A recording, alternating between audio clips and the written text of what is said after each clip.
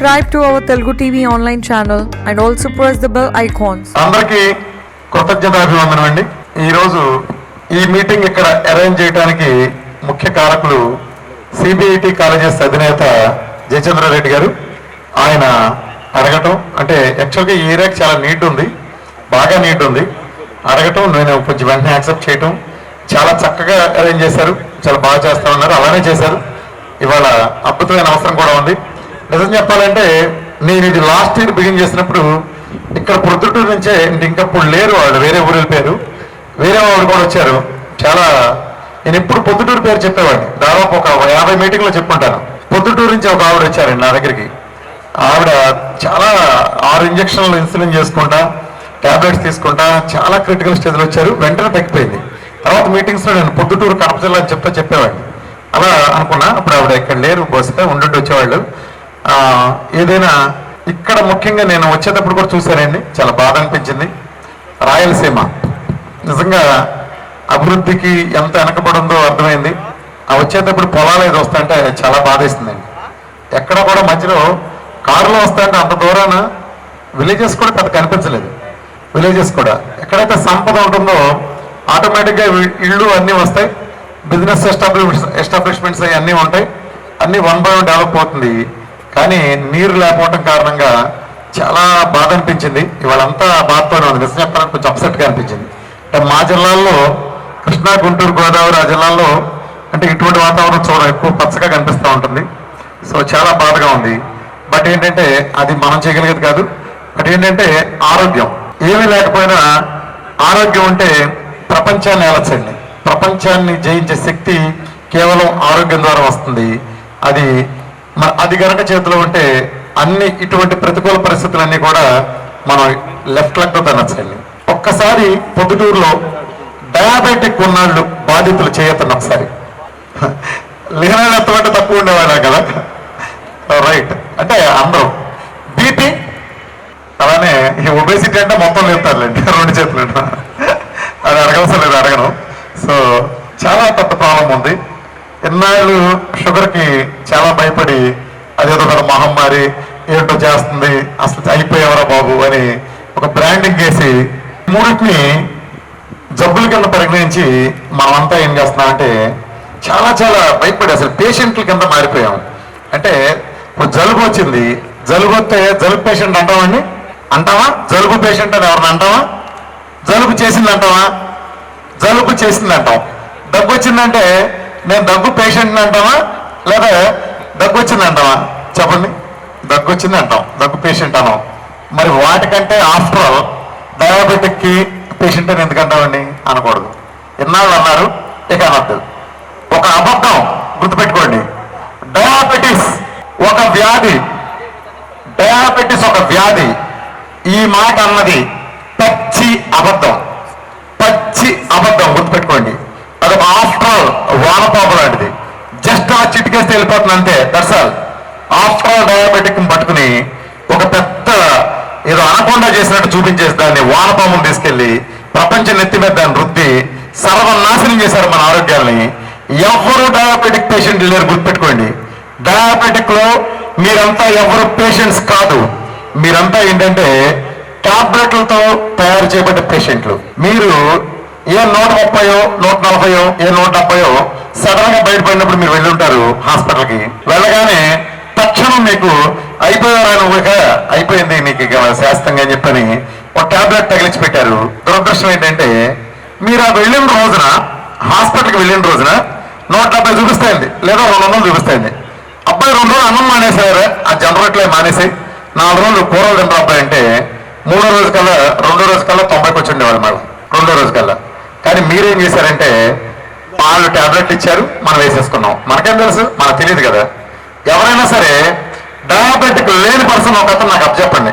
ఇప్పుడు ఇందులోంచి ఒక అతను రమ్మనండి, ఏమి లేదు, అతను డయాబెటిక్ లేదు, 90 చక్క 20 ఏళ్ళు 25 ఏళ్ళు కుర్రాడు, వాడిని తీసుకురండి. నేను ఒక మెట్ఫామ్ ఇస్తాను. ఏం లేదు, అతను డయాబెటిక్ లేదు, గుడ్డు లేదు, వాడికి ఒక టాబ్లెట్ ఇస్తా. ఇచ్చిన తర్వాత 1 month టాబ్లెట్ వేసి ఒక శుభముహూర్తం ఆపేస్తాను. ఆపి నాకు చెక్ చేయండి, వాడికి 200 ఉంటుంది డయాబెటిక్, షుగర్ 200 చూపిస్తుంది. అప్పుడు వాడికి 2 టాబ్లెట్లు ఇస్తా. 2 టాబ్లెట్లు ఇచ్చి ఒక నెల తర్వాత మళ్ళీ ఆపుతా, మళ్ళీ చూడండి మీరు టెస్ట్ చేసి వాడికి 300-350 మధ్యలో ఉంటుంది. అంతే, అయిపోయాడు, కన్వర్ట్ అయిపోయాడు. ఇన్సులిన్ కరువుడైన పేషెంట్ అయిపోయాడు. ఎందుకయ్యాడంటే వాడు డ్రగ్ అడిక్ట్ అయ్యాడు, షుగర్ పేషెంట్ అవ్వలేదు. గుర్తుపెట్టుకోండి. మీరంతా కూడా ఇది చాలా చిన్నది. ఒక లక్షణం వస్తే ఆ లక్షణాన్ని జబ్బుని పేరు పెట్టి, తెలిసి కానీ తెలియక కానీ జబ్బుని పేరు పెట్టి ఆ ట్రీట్మెంట్ అనే ఒక కొత్త విచిత్రమైన పద్ధతి, life long treatment. Life long ఏంటండి అసలు? లైఫ్ లాంగ్ అసహ్యంగా లైఫ్ లాంగ్ ఏంటండి? ఏమొచ్చిందండి? ఎప్పుడు వచ్చిందండి జబ్బు మనకి? షుగర్ ఎప్పుడు వచ్చింది మన జీవితంలో? బీపీ ఎప్పుడు వచ్చింది? థైరాయిడ్ ఎప్పుడు వచ్చిందండి? మధ్యలో వచ్చినాయి. గుర్తుపెట్టుకోండి, మధ్యలో వచ్చినాయి మన జీవితాల్లో. అది కూడా ఎలా వచ్చినాయండి?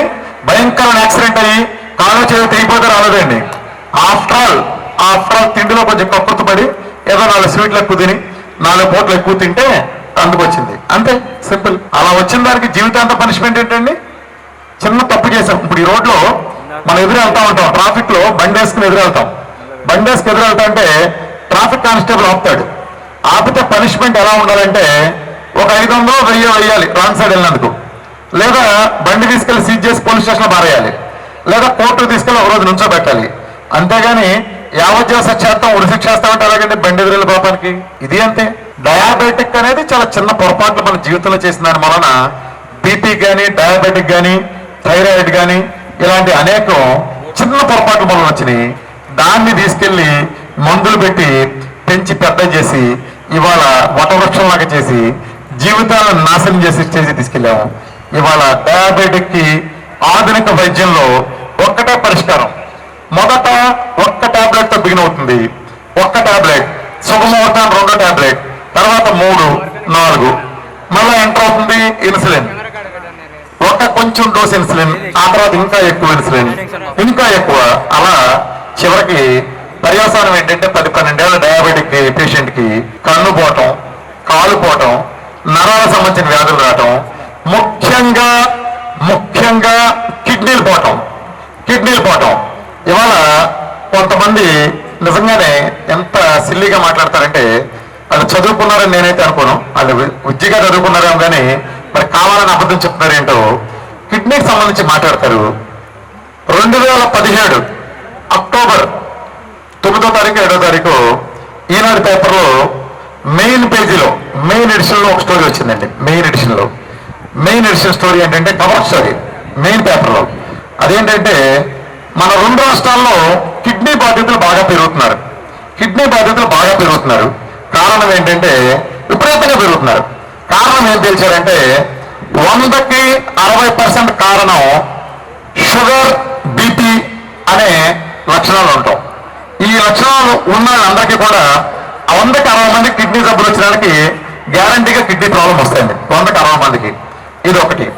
రెండోది, ఇంకొక 20 మంది వాటికి మందులు వాడటం మూలంగా వాడే మందుల కారణం 30-20 మందికి, ఇతర కారణాల వల్ల ఇంకో 20 మందికి. అంటే దీన్ని బట్టి అర్థమయ్యేది ఏంటండి? ఇవాళ మార్చిన ప్రతి కిడ్నీ వెనకమాల లెక్కేసుకోండి. ఇవాళ కిడ్నీలు మారుస్తున్నారు. మార్చిన ప్రతి కిడ్నీ వెనకమాల అతను డయాబెటిక్ కు సంబంధించి ఒక చరిత్ర ఉంటుంది. 10 ఏళ్ళు మందులు వాడాడు, 5 ఏళ్ళు వాడాడు, లేదా 15 ఏళ్ళు వాడాడు. ఇదే పర్యవసానం. గుర్తుపెట్టుకోండి. ఈ మందుల పర్యవసానం మన కిడ్నీ, కన్ను, కాలు తీయటం తప్ప అది షుగర్ తగ్గించదు, మన బతికించదు. లక్షల కోట్ల పరిశోధనలు ఇవన్నీ కూడా ఇన్నాళ్ళు చేసి సాధించింది ఏంటంటే మనిషికి సర్వనాశనం దిశగా, అంటే మామూలుగా కాదు, నిజం చెప్పాలంటే ఆత్మహత్య చేసుకుంటే తక్కువ స్టేజ్కి తీసుకెళ్లే దిగజార్చడం చేసింది ఆధునిక వైద్యం. ఇన్నాళ్ళు అలా నడిచింది కథ, ఇన్నాళ్ళు నడిచింది. ఇప్పుడు మన టైం బాగుంది, మన టైం వచ్చింది, ప్రజల టైం వచ్చింది. ఇప్పుడు ఇక డయాబెటిస్ అనేది గుర్తుపెట్టుకోండి. ఆఫ్టర్ అంటే దశాలు అసలు ఉండటానికే వీల్లేదు. విధానంలో మీరు ఇవాళ ఇక్కడ ఈ మీటింగ్ వచ్చారు, ఆదివారం నాడు మీటింగ్ వచ్చారు.